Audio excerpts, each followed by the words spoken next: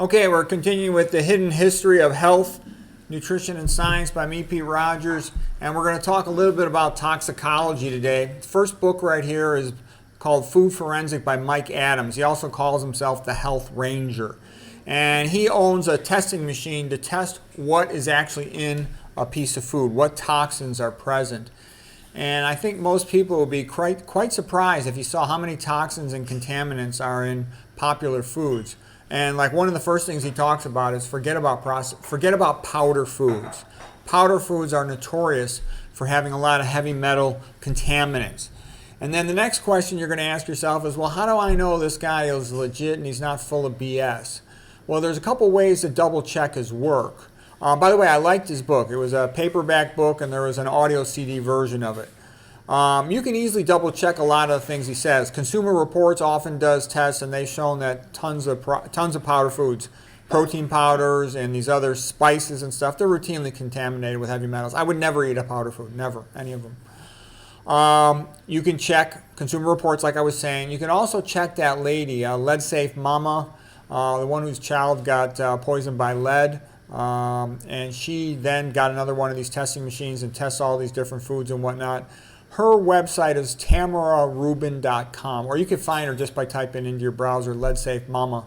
So those are the three ones I know. If there's another one, please let me know. Put it in the comment section, and I'll add that to my ways to check things. But the book is good, and it shows you, like, for example, a lot of people think drinking tea is a good idea. I think teas are stupid. They routinely are loaded with fluoride. They often have a lot of aluminum in them.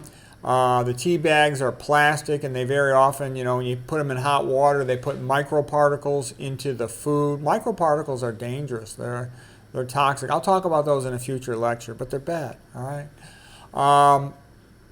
So anyways, food forensics is good, and I wish there was more real people testing food like what Mike Adams is doing. If there were more of these people publishing and everybody knew about them, then the food companies would not be able to get away with putting so much crap in the foods. Because it's getting more challenging to be able to know what food is safe. And he goes through tons and tons of foods. There's a big chart at the end of the book that goes into all the different foods and contaminants and stuff. And Tamara Rubin has something similar on her website, tamararubin.com, Let's Safe Mama. With Consumer Reports is more hit or miss. They tested the powders for proteins and for protein powders and spices, for example. Okay, now here's a good toxicology book. It's called Toxic Legacy. The author's name is Stephanie Seneff, and she was concerned because, in her opinion, she thought this was associated strongly with increasing the risk of autism. And because of that, she did tons of research on it, and she came to the conclusion that it's like glycine phosphate. So glycine is the smallest amino acid. Its side chain is just a hydrogen, and she felt that this herbicide could substitute for the glycine in proteins, and that could damage proteins all over the body. You'll often have glycines in the enzyme active site because with the small side chain, it creates room for the substrate to come into the pocket for catalyzing the active part of the reaction to lower its transition energy from the substrate reactants to the product.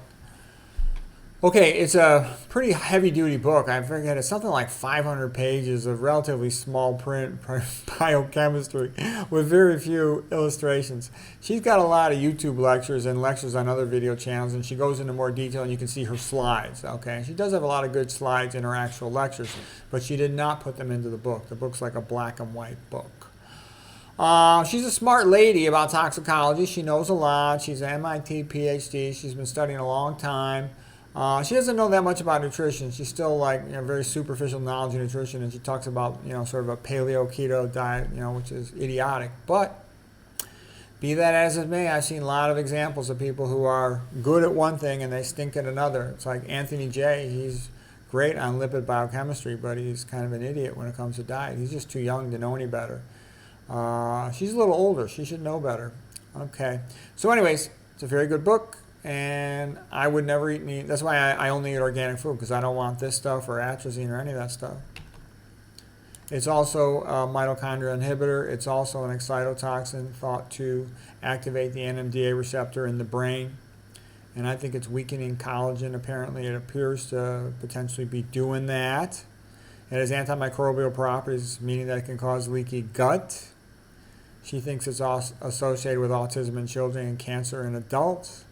There's no benefit from it. It's associated with fatty liver and diabetes, so I would not eat it. I would stay away from it. So anyways, that's another good reason to eat organic only. And if you're curious about toxins and contaminants in food, check out his book, or I don't know if he's got a website. You can look him up pretty fast. Anyways, I hope you found that helpful.